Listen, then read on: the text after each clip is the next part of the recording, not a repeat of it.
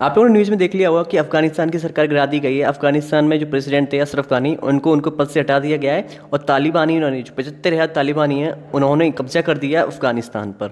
अब देखना ये है कि अफगानिस्तान में क्या रहेगा आगे। अब इस बारे में बात करते हैं कि तालिबान ने किस तरीके से अफगानिस्तान पर कब्जा जमाया।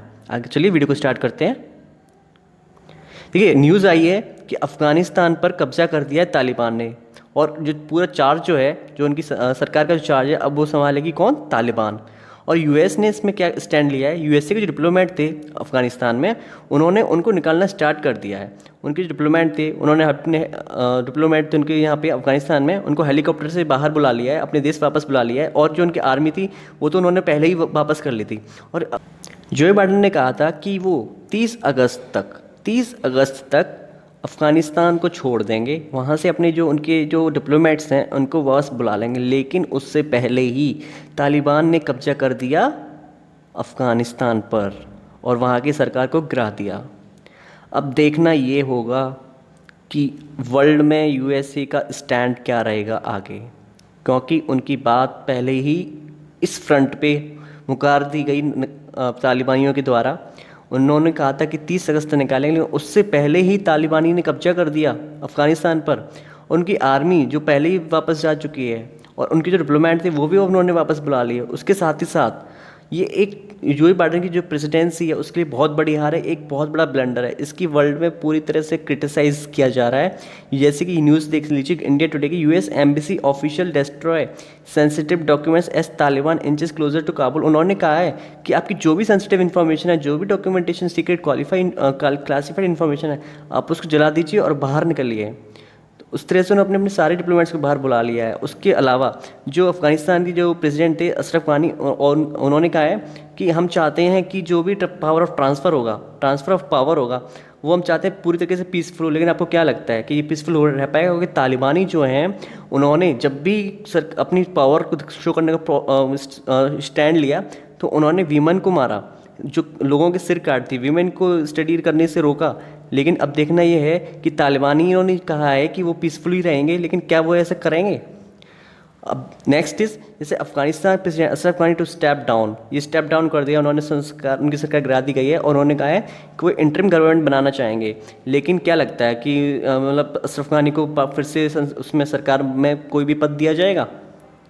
ये अफगानिस्तान की स्टैंड मैप लोकेशन है, अफगानिस्तान कैपिटल थी काबुल। और ये एक तरीके से सिचुएशन वही हो गई है जो आज से 20 साल पहले थी।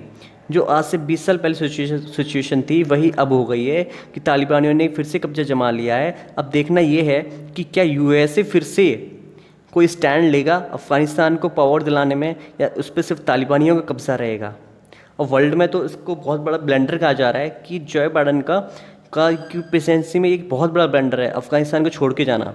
अब तालिबानियों का कंट्रोल होने से एक बहुत बड़ी प्रॉब्लम सामने वाली है। वो क्या है? क्योंकि अफगानिस्तान ने जो अलकायदा के टेररिस्ट को पकड़ के रखा था, उनकी जो जेल में जो टेररिस्ट बनते अलकायदा के, अब वो तालिबानी द्वारा छोड़ दिए जाएंगे, जिसकी मदद से फिर से एक बार टेररिज्म अपनी चरम पर पहुंच सकता है। अब देखना यही है कि इस सिचुएशन को कैसे हैंडल किया जाएगा वर्ल्ड लेवल पर। Afghanistan collapse leaves allies question है US resolve in other fronts. अब एक पॉइंट ये भी उठ रहा है, अब अगर अफगानिस्तान से यूएस इस तरीके से बाहर निकलेगा तो क्या यूएसए का बिलीव किया जा सकता है कि वो नेक्स्ट किसी और कंट्रीज़ के साथ भी ऐसा ना करे? तो ये बहुत बड़ी देखने वाली बात है। नेक्स्ट, एक बार इनसे जो बाइडन से रिपोर्टर ने पूछा, is the Taliban take over of Afghanistan now inevitable? तो अब जो बाइडन क्या बोलते हैं कि अफगानिस्तान के पास 3 लाख की आर्मी है। कितने की? 3 लाख की आर्मी, जो कि वेल इक्विप्ड है। 3 लाख की आर्मी है जो कि पूरी तरीके से वेल इक्विप्ड है, बहुत अच्छे से ट्रेन है। तो 75,000 तालिबानी उनको नहीं टेक ओवर कर पाएंगे। लेकिन उनकी बात पूरी तरह से रॉन्ग साबित हुई और कुछ ही दिनों में उन्होंने तालिबानियों ने कब्जा जमा दिया अफगानिस्तान पर। अब देखना ये है इंडिया अब क्या स्टैंड लेगा इसमें, क्योंकि 2018 में एक ट्वीट किया था सुब्रमण्यम स्वामी ने। उन्होंने कहा था कि अगर हम अफगानिस्तान के साथ कुछ कोलैब करते हैं, किसी तरह का एग्रीमेंट करते हैं जिससे हम उनकी मदद कर सकें, वहाँ प्रेसिडेंट के अफगानी की मदद कर सकें, या फिर जो यूएस आर्मी के हाल में छोड़ सकते हैं, क्योंकि यूएस आर्मी किसी न किसी तरीके से वहाँ से बाहर निकलेगी तो वो तालिबानी कंट्रोल कर ही लेंगे उसको। लेकिन अब वही हुआ जिसको सबको लग रहा था कि तालिबानियों ने पूरी तरीके से कब्जा कर दिया है अफगानिस्तान पर। अब जो वहाँ के और भी कंट्रीज़ के डिप्लोमेट्स, डेनमार्क, नॉर्वे, नीदरलैंड, उन्होंने भी डिसाइड किया है कि वो इस कंट्री को छोड़ देंगे, अपने एम्बेसीज़ को छोड़ के चले जाएंगे। और एक अब मेन इशू ये है, एक तरीके से पूरे से डिप्लोमेट विक्ट्री हुई है किसकी, चाइना और पाकिस्तान की, क्योंकि उन्होंने ये वो यही चाहते थे कि इंडिया का जो स्टैंड है वो यहाँ पर कम हो जाए। इंडिया ने काफ़ी समय से कोशिश कर रहा था कि फ्रेंडली रिलेशन इस्टेब्लिश किए जाए अफगानिस्तान के साथ, लेकिन अब उस पूरी मेहनत पे पानी फिर चुका है और कि अफगानिस्तान पर कब्जा हो गया है तालिबानी का। अब ये भी हो सकता है फ्यूचर में कि जो पाकिस्तान के तालिबान हैं वो भी इस तरीके की कोई मतलब प्रॉब्लम क्रिएट कर रहे हैं पाकिस्तान में। जो प्रेसिडेंट है इमरान खान, उनकी सरकार को गिराने की कोशिश किया जाए, लेकिन पाकिस्तान में किसी हद तक ये मुमकिन नहीं होगा, क्योंकि पाकिस्तान की आर्मी अफ़गानिस्तान के कंपैरिजन में काफ़ी स्ट्रॉन्ग है। अब नेक्स्ट चलते हैं। जो तालिबानी ये काफ़ी टाइम पहले मिले थे रशिया के विदेश मंत्री से, और चाइना के विदेश मंत्री से भी इनकी वार्तालाप हुई थी इसी बारे में।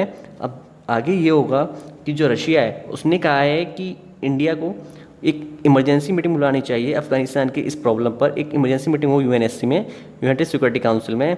इस इशू को तुरंत ही उठाया जाना चाहिए और कंट्रोल करना चाहिए कि अफगानिस्तान में किसी भी तरह की ह्यूमन राइट्स पे किसी तरह का वॉल्यूशन ना हो, किसी भी तरह का वायलेंस ना हो। उसी रिगार्डिंग में रसिया ने ये स्टेप लिया है, ये बोला है कि एक इमरजेंसी मीटिंग को तुरंत ही तुरंत बुलाया जाए।